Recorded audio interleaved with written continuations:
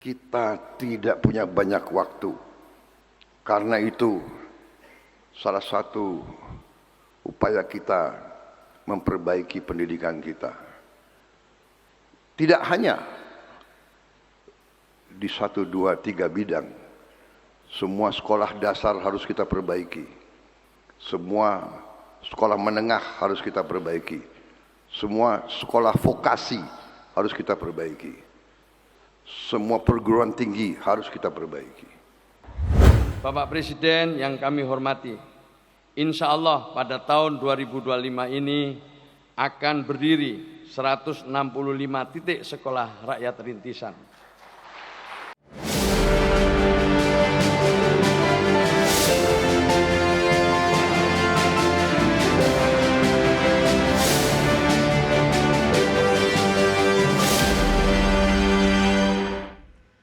Halo, selamat siang pemirsa IDX Channel. Kita kembali berjumpa dalam IDX First Session Closing. Sejumlah informasi dari dunia ekonomi dan bisnis akan kami sajikan untuk Anda.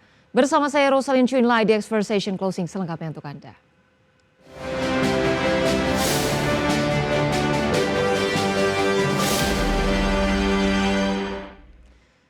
Kita awali dengan informasi pertama, pemirsa. Presiden Prabowo menekankan perbaikan menyeluruh sistem pendidikan nasional. Kepala negara menilai Indonesia tidak memiliki banyak waktu karena dunia saat ini tengah berlomba-lomba memajukan sistem pendidikannya hingga seluruh jenjang pendidikan harus segera diperbaiki. Kepala negara juga menyoroti pentingnya pengelolaan anggaran pendidikan secara bersih dan tepat sasaran. Presiden Prabowo mencontohkan praktik kebocoran anggaran di negara lain yang harus diantisipasi agar tidak terjadi di Indonesia. Kita tidak punya banyak waktu. Karena itu, salah satu upaya kita memperbaiki pendidikan kita. Tidak hanya di 1, 2, 3 bidang. Semua sekolah dasar harus kita perbaiki. Semua sekolah menengah harus kita perbaiki. Semua sekolah vokasi harus kita perbaiki. Semua perguruan tinggi harus kita perbaiki. Anggaran kita besar, tapi masih besar pula kebocoran. Pemirsa, Menteri Sosial Saifullah Yusuf melaporkan total sekolah rakyat yang akan beroperasi pada tahun ini mencapai 165 titik pada September mendatang. Sebanyak 100 titik di antaranya telah mulai jalan sejak Juli dan Agustus 2025.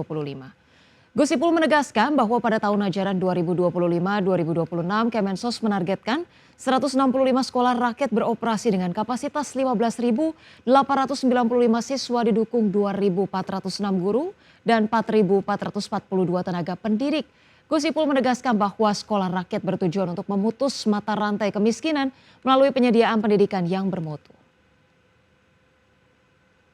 Bapak Presiden yang kami hormati, insya Allah pada tahun 2025 ini akan berdiri 165 titik sekolah rakyat rintisan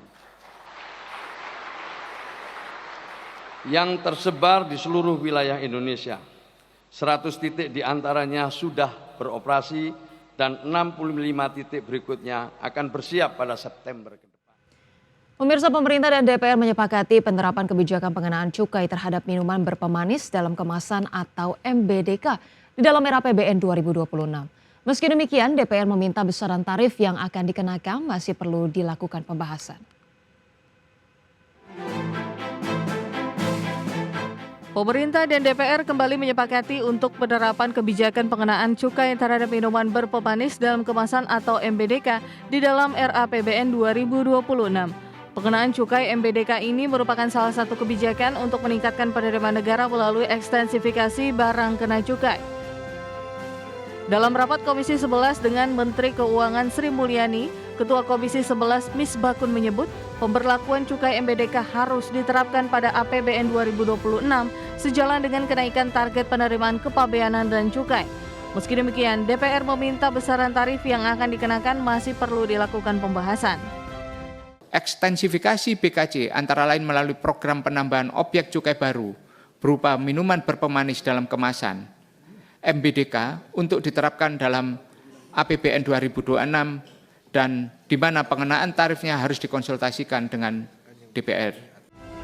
Dalam RAPBN 2026, pemerintah menetapkan target penerimaan kepabeanan dan cukai naik menjadi Rp334,3 triliun. Target tersebut akan menopang target pendapatan negara sebesar Rp3.786,5 triliun. Jakarta, Tim Liputan IDX Channel. Pemirsa, pemerintah akan mengucurkan belanja perpajakan sebesar Rp563,6 triliun pada tahun 2026. Industri pengolahan menjadi sektor terbesar yang menerima manfaat belanja perpajakan di 2026 yang mencapai Rp141,7 triliun. Pemerintah akan mengucurkan belanja perpajakan sebesar Rp563,6 triliun pada tahun 2026. Angka ini meningkat jika dibandingkan dengan Outlook 2025 yang hanya sebesar Rp530,3 triliun. Pemerintah memastikan kebijakan belanja perpajakan disesuaikan dengan kebutuhan sektor, di antaranya untuk menjaga daya beli masyarakat, menarik investasi, meningkatkan sumber daya manusia, serta mendukung pengembangan usaha mikro, kecil, dan menengah. Industri pengolahan menjadi sektor terbesar yang menerima manfaat belanja perpajakan di 2026 yang mencapai Rp141,7 triliun, diikuti industri pertanian, kehutanan dan perikanan, sektor perdagangan, sektor lainnya, sektor jasa keuangan dan asuransi, sektor transportasi dan pergudangan, serta sektor jasa pendidikan.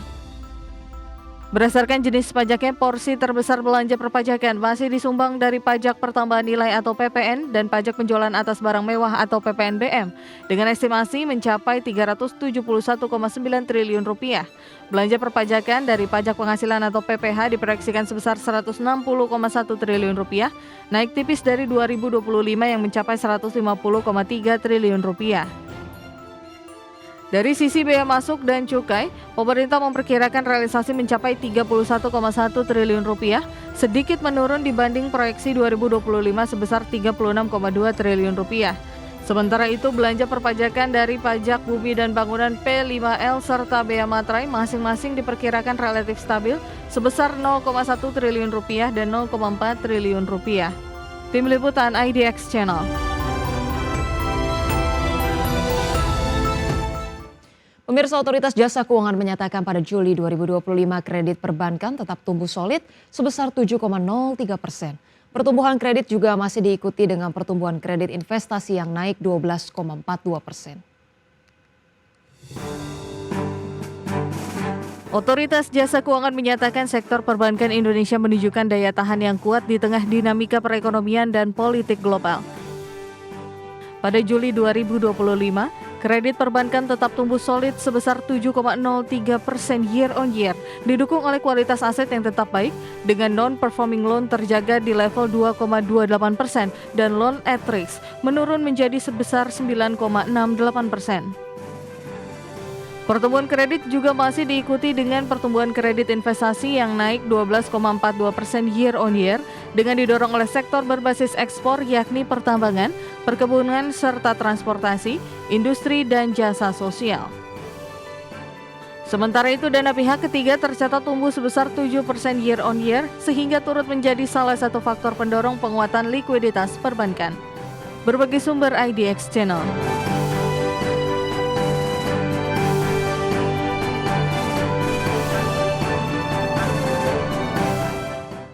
Dan pemirsa, berbagai informasi menarik lainnya akan kami hadirkan usai jeda berikut ini, tetaplah bersama kami.